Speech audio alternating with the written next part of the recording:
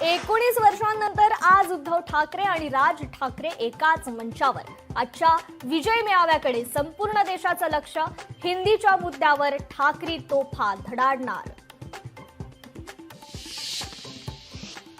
पुणे आणि नाशिकमधील कार्यकर्ते मुंबईकडे रवाना। विजय मेळाव्यासाठी मनसे आणि शिवसैनिकांमध्ये उत्साह।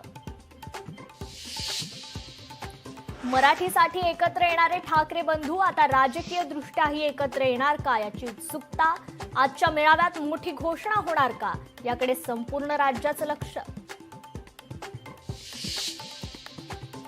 विजयी मेळाव्यानिमित्त नेत्यांचा उत्साह शिगेला। संदीप देशपांडेंचं खास टी शर्ट, आवाज मराठीचा आशयाचा टी शर्टवर मजकूर। मी मराठी शिकणार नाही, काय करायचं ते करा। सुशील केडी यांनी राज ठाकरेंना डिवचलं।